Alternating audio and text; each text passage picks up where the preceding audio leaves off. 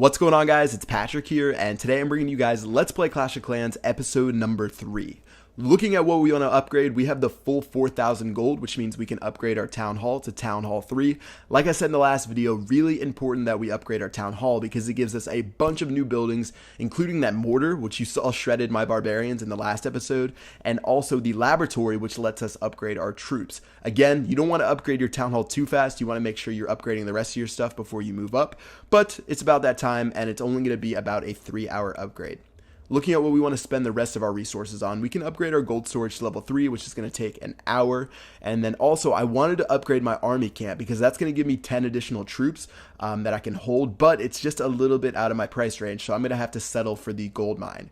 What's cool about upgrading your army camp to level 2 is I think it's the only level that you get an additional 10 spots in your camp. I think the rest of them only give you 5 at a time, so pretty crucial that you upgrade that first one as quickly as possible.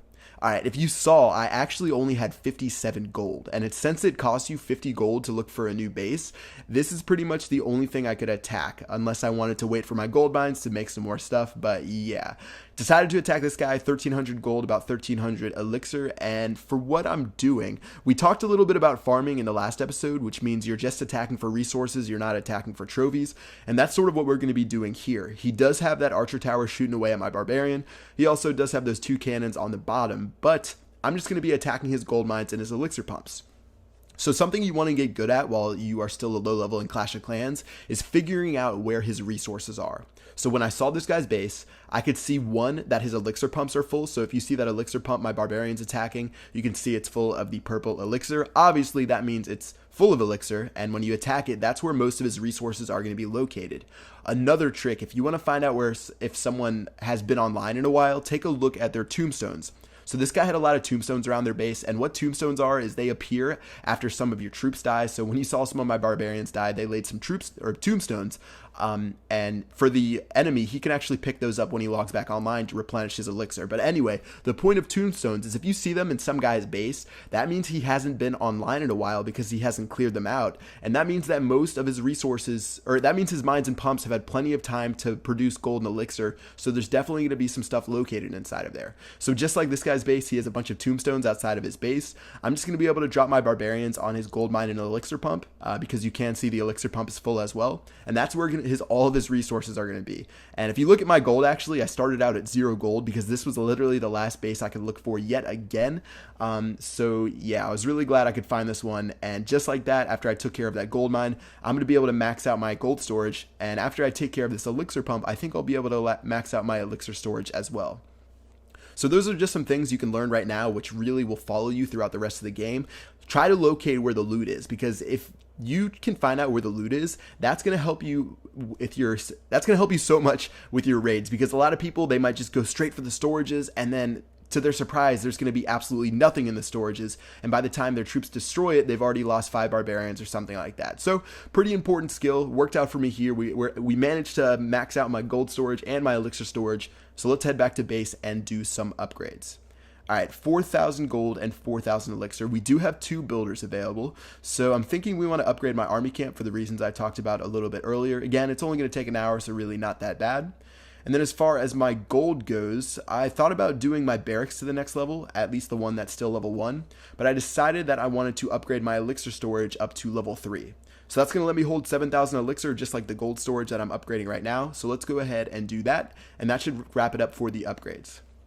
Alright, so right now I think we're about 4 minutes into the video, and if I cut it off here, that would be sort of weak, so I decided to fast forward a little bit. I took a little bit of a break, and you can clearly see that we are back with 4 builders available, and let's go ahead and do another battle and try to get some resources. So I was expecting to have to attack at least 2 more bases, but this guy actually had a lot available. He has 12,650 elixir, as well as 4,000 gold. So my storages have been upgraded. They can hold up to 7,000 now, so obviously that's not enough to max out my gold, but I should be able to get the elixir fairly easily, seeing as most of it, once again, is going to be inside of his pumps.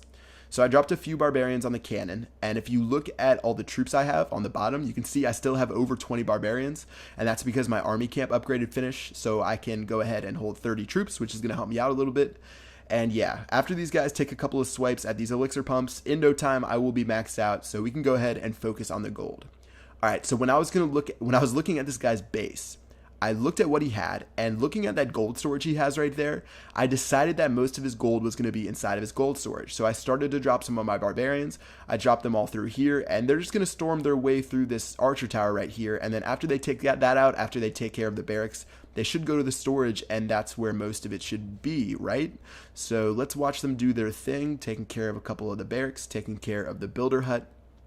And if you're going to notice when they attack the gold storage, I'm getting almost nothing. I'm getting almost nothing from the gold storage. I actually have 2 guys on the bottom left attacking the gold mine, and this is a great example of the storages fooling you. So something about Clash, the storages aren't always truthful. I feel like most of the time, sometimes the storage, like the animation right there, showed that the storage was full and that a lot of it was going to be in the storage, but you really don't want to trust that. You want to follow your instincts. And thinking about it, when I looked at this raid, I saw this guy, his elixir pumps were completely full, and when I attacked those, that was held to be truthful, and that most of the elixir was inside of his elixir pumps. So I should have just gone for the gold mines as well, because obviously if he hasn't logged on in a long time to collect from his pumps, he probably hasn't logged on and collect from his mines. So that's actually where most of his resources were, and luckily I actually was able to take care of that gold mine in the end.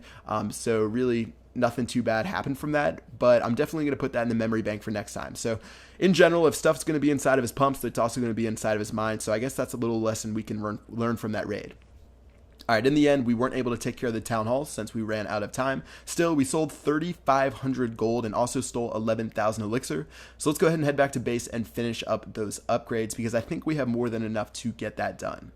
All right, before we do anything, we're going to check out our achievement list. We got the Sweet Victory Tier 1 reward, which is 5 gems for hitting 75 trophies. And something unique for you guys who aren't going to buy your builder's huts with like iTunes gift cards or cash. For the Sweet Victory achievement, I think Tier 3, once you hit 1,250 trophies, it gives you 450 gems, which is almost enough by itself for you to get that third builder hut, which only costs 500 gems. So that's just something to tuck away in your mind once you get up to like Town Hall 5 or something like that, Town Hall 6, I forget which is like the Town Hall when you start getting that high in trophies, but you should be able to get that achievement, and that's going to let you get your third builder set. So just keep that in mind. It's pretty important, and it'll definitely help out later. All right, starting out some of these upgrades, I'm going to do my gold mine and both of my elixir pumps, as well as upgrade that barracks, and I think that will do it for this video. So yeah, pretty successful. We had some good raids today. That last one had a lot of elixir inside of it, which was great. In the next one, I'm going to be up to Town Hall 3, and we can check out some of those new buildings and see what type of damage we can do. All right, guys, that's going to do it for this video. Hope you guys enjoyed it, and I will see you guys later. Peace out.